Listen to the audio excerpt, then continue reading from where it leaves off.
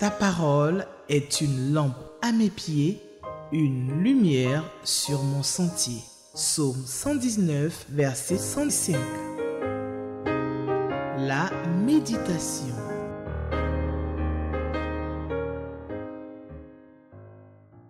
Chers amis téléspectateurs de la télévision de l'Espérance, où que vous soyez dans le monde, recevez notre shalom.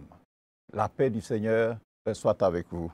Nous sommes à votre émission journalière Méditons ensemble qui est préparée et servie par la Ligue pour la lecture de la Bible.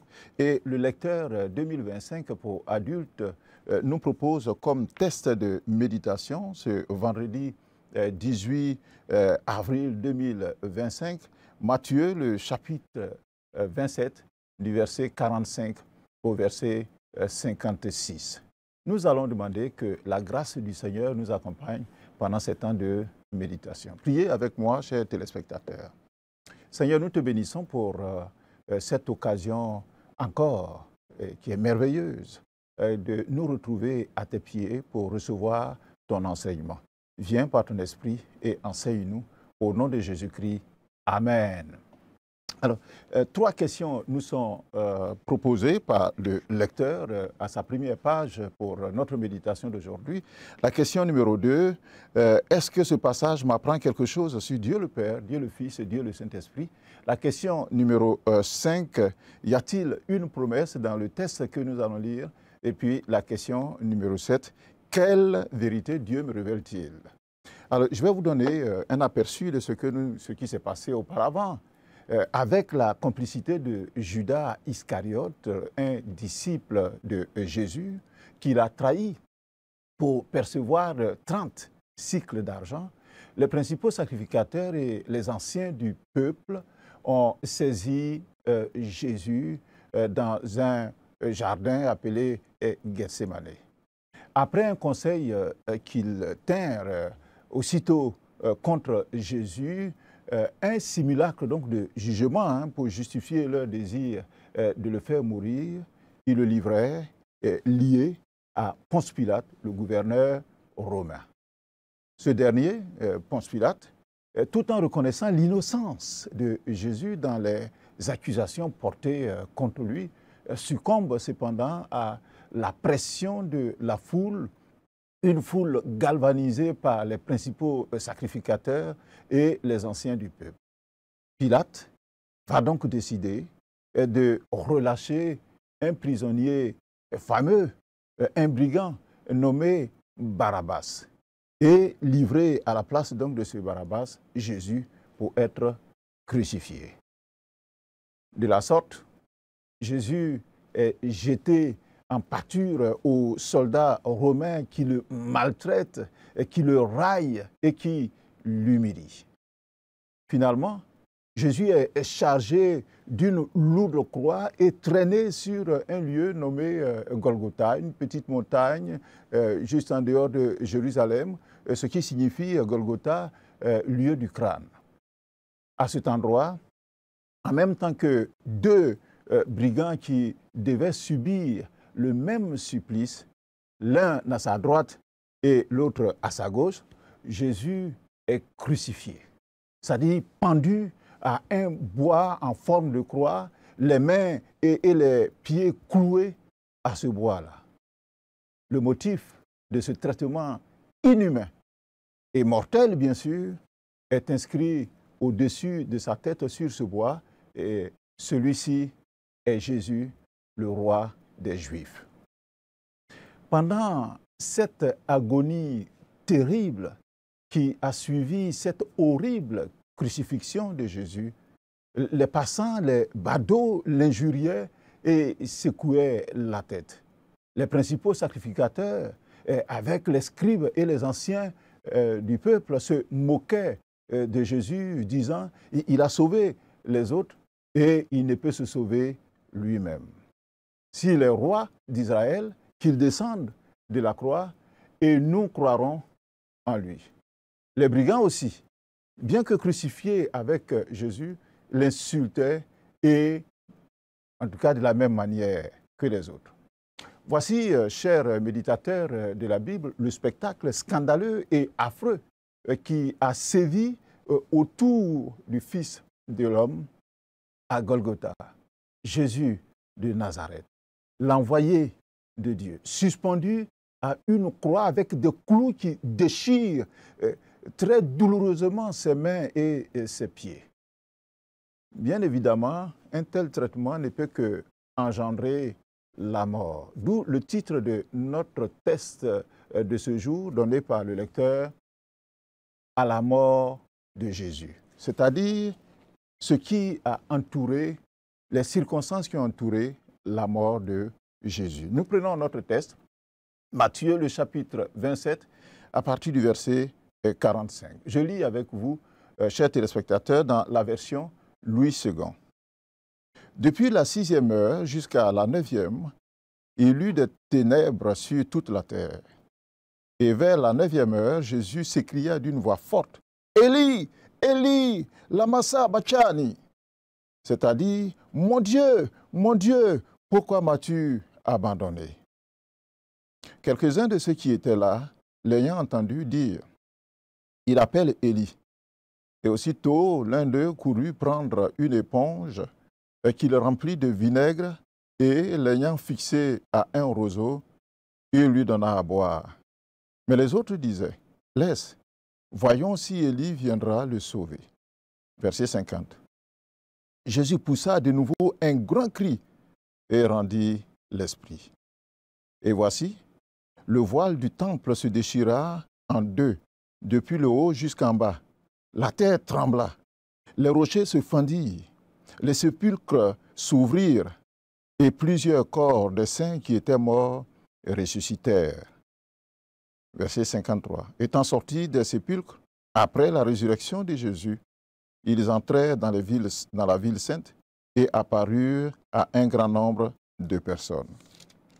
Le centenier et ceux qui étaient avec lui pour garder Jésus, ayant vu le tremblement de terre et ce qui venait d'arriver, furent saisis d'une grande frayeur et dirent, « Assurément, cet homme était fils de Dieu. » Verset 55. Il y avait là plusieurs femmes qui regardaient de loin et qui avaient accompagné Jésus depuis la Galilée pour le servir. Parmi elles était Marie de Magdala, Marie, mère de Jacques et de Joseph, et la mère des fils de Zébédée. Amen. Amen. Un texte qui est assez triste, à la mort de Jésus. À la mort de Jésus, plusieurs événements insolites se produisirent. Ces événements sont uniques pour une mort d'homme. Jamais, ni avant, ni après la mort de Jésus, il n'y eut pareil événement surnaturel, insolite. Nous allons les passer en revue. Alors, le premier événement insolite, ce sont des ténèbres sur la terre, alors que le soleil était au zénith, c'est-à-dire à midi. Nous voyons ça au verset 5 donc, de notre texte. Nous allons le lire tout à l'heure. Alors, chers amis de la Bible, remarquons que toutes les souffrances et les vexations, les humiliations que le Seigneur avait subies jusque-là de la part des hommes n'étaient rien à côté de celles que nous venons de lire dans notre texte d'aujourd'hui. Nous sommes passés à un autre échelon, à une autre dimension des souffrances du Messie. Afin de nous faire une bonne idée de la chronologie des événements, notons que la première heure juive correspond à 6 heures du matin de notre découpage horaire actuel qui a été inventé en 1876 et qui divise le jour et la nuit mis ensemble en 24 heures. La crucifixion de Jésus a commencé vers la 3e heure juive, ce qui correspond à 3 heures plus 6, c'est-à-dire 9 heures du matin de notre système horaire. Les événements que nous rapporte notre texte, notre extrait de texte, ont donc lieu 3 heures de temps après le début de la crucifixion de Jésus. 3 heures de temps après qu'il a été cloué et suspendu sur la croix, un fait assez curieux, vu la tranche horaire, va se produire. Un fait hors du commun. Une nuit sombre, une nuit épaisse, étrange bien sûr par sa survenance. Et il nous a dit au verset 5 donc de notre texte, il faut que je vous retrouve, que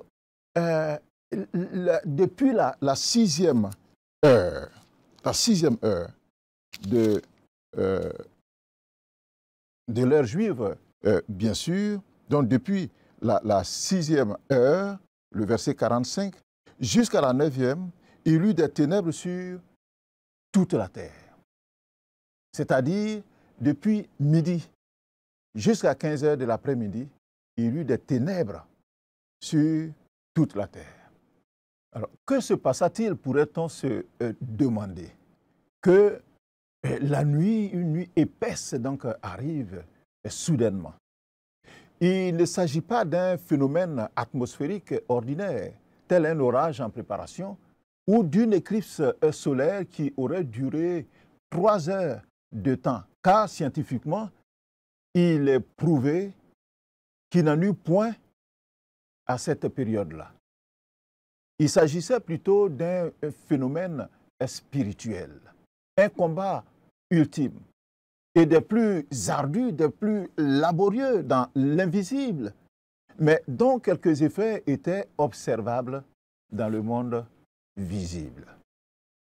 En effet, pendant ces 3 heures d'horloge, 3 heures sombres et ténébreuses, le Christ Jésus a subi l'indescriptible malédiction de nos péchés. Quelqu'un a dit ceci, que jamais on ne connut une telle période de 3 heures d'atroces souffrances. Depuis le jour où Dieu créa l'homme sur la terre, jamais une scène aussi sombre et affreuse ne se déroula ici-bas. En effet, à la souffrance physique du supplicié sur la croix, notre Seigneur vivait aussi des moments d'horreur, luttant d'une part contre les puissances ténébreuses et d'autre part souffrant de la haine de son Père à l'encontre du péché de l'humanité que lui, le Fils bien-aimé, portait à ce moment. C'est ce qui est expliqué dans 2 Corinthiens, le chapitre 5, le verset 21, où il est dit que celui qui n'a point connu le péché, c'est-à-dire Jésus, il a fait devenir péché pour nous, afin que nous devenions en lui justice de Dieu. Voilà donc ce qui se passait et qui donnait un caractère mystérieux à ces moments. Le deuxième fait insolite que nous avons lu dans notre texte, c'est que Jésus s'écrie d'une voix forte. Et c'est au verset 46 que nous voyons, à la 9e heure.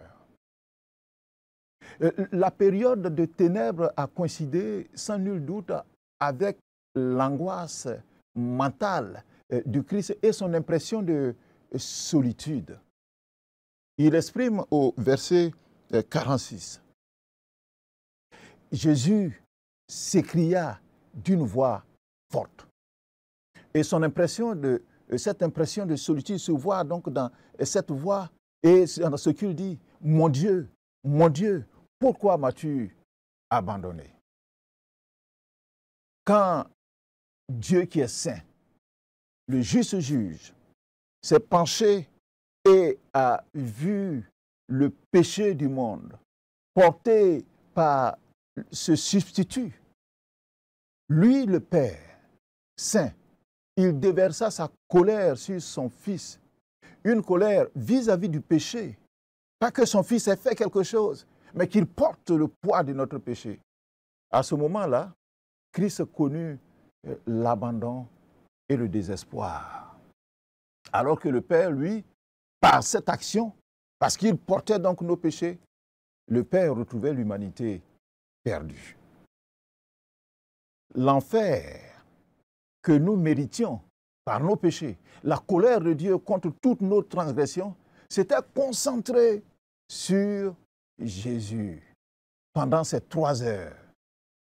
Nous ne pouvons pas mesurer cet abîme, car nous n'avons aucune idée de ce que cela pouvait signifier pour le Seigneur de satisfaire à toutes les exigences de la sainteté et de la justice de Dieu à l'égard du péché. Nous savons simplement que durant ces 3 heures d'horloge, l'âme ou la vie du Christ était une véritable et volontaire offrande. Parce que le prix a été payé, la dette a été remise et l'œuvre nécessaire au salut de l'homme parfaitement achevée par le Christ. Le verset 47 et le verset 48 aussi de notre texte qui donne donc un autre fait, parce qu'en l'entendant crier « Élie, Élie », quelques-uns de ceux qui étaient là disent qu'il appelle donc le prophète Élie. Et la foule présente attend donc, étant donné que le Seigneur a prononcé « Élie, Élie », ils attendent de voir si Élie viendra remplir la mission que la tradition juive lui a signée, c'est-à-dire de venir en aide aux justes. Et on trouve ce texte dans Malachie, le chapitre 4 et le verset 5. Mais ce n'est pas le moment pour Élie de venir. Par contre, c'est le temps qui est venu pour que le Christ meure à notre place. Le troisième fait insolite que nous notons donc dans notre texte, c'est Jésus qui va pousser à nouveau un grand cri avant de remettre son esprit entre les mains de son Père. Et on le voit au verset 50. Jésus, il décida de lui-même de l'heure à laquelle il rendrait son esprit à son Père, car il en avait le pouvoir. Le verset 50 nous dit qu'il poussa de nouveau un grand cri et rendit l'esprit. Jean, l'évangile de Jean, le chapitre 10, le verset 17 nous dit que c'est Jésus qui parlait. Il dit « Je donne ma vie afin de la reprendre ». Et le verset 18 de Jean dit que je la donne, c'est-à-dire je donne ma vie afin de la reprendre parce que personne ne me l'ôte. Personne ne vient ôter ma vie, mais je la donne de moi-même. J'ai le pouvoir de la donner et j'ai le pouvoir de la reprendre.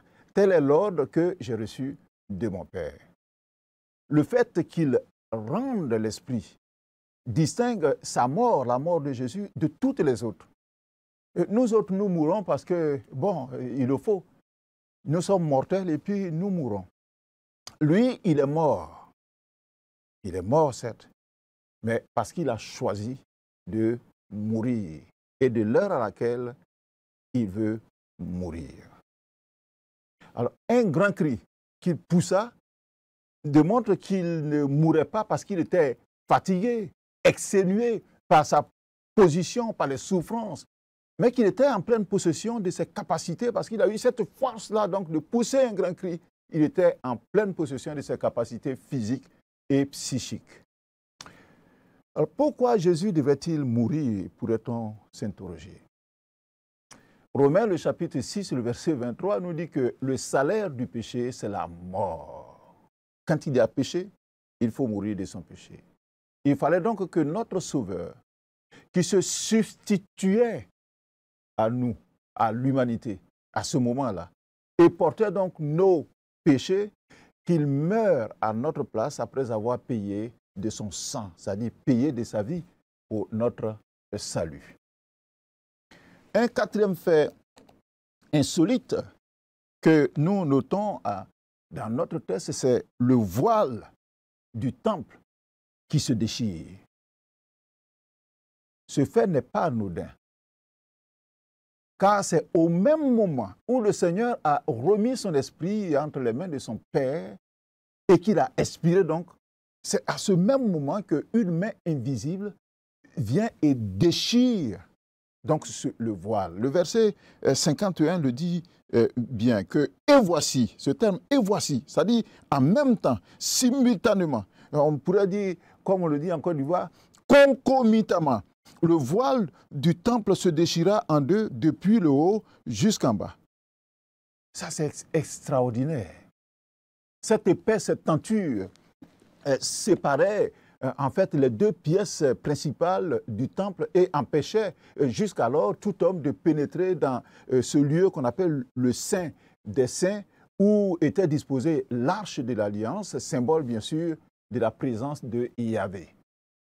Seul le souverain sacrificateur, une fois l'an, pouvait entrer dans ce lieu très saint avec les précautions d'usage, sans lesquelles il pouvait perdre la vie. Ainsi, par sa mort, nous dit Hébreux le chapitre 10, le verset 19 et 20, par sa mort, la mort de Jésus, nous avons, au moyen du sang de Jésus qui est versé à la croix, une libre entrée dans le sanctuaire par la route nouvelle et vivante qu'il a inaugurée pour nous au travers du voile, ce voile qui est déchiré, c'est-à-dire sa chair qu'il a donnée. Alors désormais, et depuis ce temps donc, le plus humble des croyants, il peut, non par des sacrifices d'animaux, mais par la prière, par la louange, au nom de Jésus, il peut donc entrer à tout moment dans la présence de Dieu. Cependant, n'oublions jamais que ce privilège que nous avons a été acquis à un prix vraiment élevé. La souffrance, le don du sang et de la vie de Jésus. Le cinquième fait insolite que nous notons donc dans notre texte, c'est la terre qui a tremblé au verset 51. Dès que la terre trembla. La mort de Jésus n'était pas ordinaire. Elle était aussi accompagnée de grands bouleversements dans la nature. Comme si les éléments de la nature, les éléments inanimés exprimaient leur communion avec leur Créateur. La terre trembla, les rochers se fendirent. Extraordinaire. Alors, quel est cet homme de Jésus dont la mort provoqua un tremblement de terre qui fendit les rochers et qui ouvrit les sépulcres? Et ça nous amène à ce sixième fait insolite. Parce que plusieurs saints qui étaient morts ressuscitèrent, nous disent les versets 52 et puis 53. Il est dit ceci, que les sépulcres s'ouvrirent et plusieurs corps des saints qui étaient morts ressuscitèrent. Extraordinaire. Le verset 53 nous dit que, étant sortis des sépulcres après la résurrection de Jésus, ils entrèrent dans la ville sainte et apparurent à un grand nombre de personnes. Nous notons que les occupants de ces tombes-là sont sortis après la résurrection de Jésus. La Bible ne dit pas si ces saints sont morts une deuxième fois plus tard ou s'ils sont montés au ciel avec le Seigneur Jésus. Et ces faits de résurrection ne sont mentionnés que dans l'évangile de Matthieu. Alors, tous ces faits insolites, pendant 3 heures de l'auge, ces phénomènes étranges et surnaturels, notamment le tremblement de terre et ce qui s'en est suivi, provoquèrent une grande frayeur chez le centenier romains et ces hommes qui étaient là chargés de garder donc Jésus sur cette croix et de suivre l'opération de crucifixion. Alors ainsi, persuadés, ils déclarèrent au verset 54, avec bien sûr ces sortes-là, assurément, cet homme, c'est-à-dire Jésus, était fils de Dieu. Leur attitude contraste nettement avec les railleries moqueuses des versets 39 et 44 que nous avons lus hier. Maintenant, ils sont fascinés, mais effrayés par ce qui vient de se passer. La fin de notre texte, les versets 55 et 56 que nous avons lus, relève que des disciples fidèles regardaient de loin la scène, Jésus à sa mort. Matthieu fait spécialement mention de plusieurs femmes qui suivaient de loin la scène.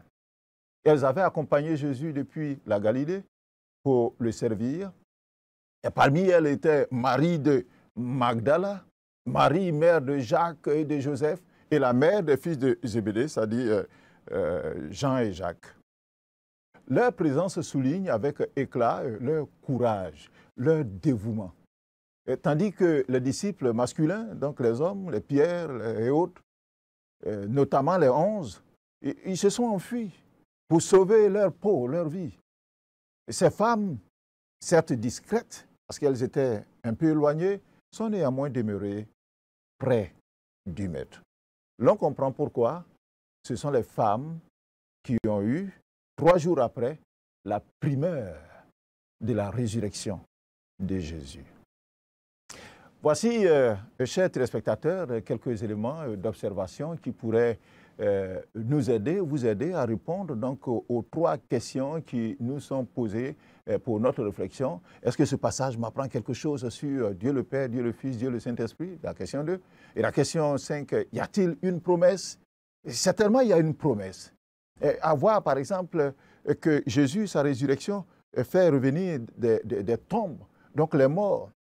C'est la promesse que nous aussi, nous n'allons pas rester dans les tombes, que Jésus a cette capacité de nous ramener à la vie. Quelle vérité Dieu me révèle-t-il? Il y a beaucoup de vérités. La mort de Jésus n'est pas une mort simple.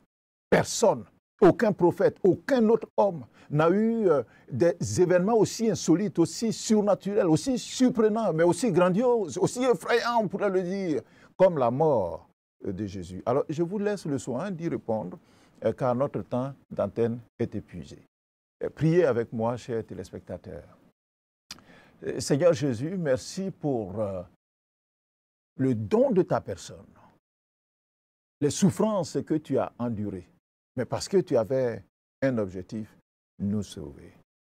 Alors que tu es sans péché, tu as accepté de vivre des moments angoissants, mais tristes pour notre salut. Ta mort est exceptionnelle et elle nous ouvre en même temps l'accès direct au Père en ton nom. Nous te remercions pour cela dans le précieux nom de Jésus-Christ notre Seigneur.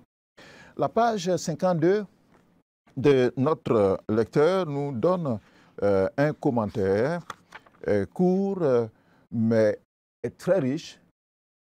Allez-y le lire et vous aurez donc tous les bénéfices qui y sont attachés. Demain, un autre test, un autre jour bien sûr, une autre bénédiction du Seigneur. Que le Seigneur vous bénisse. Shalom. Ta parole est une lampe à mes pieds, une lumière sur mon sentier. Psaume 119, verset 105. La méditation.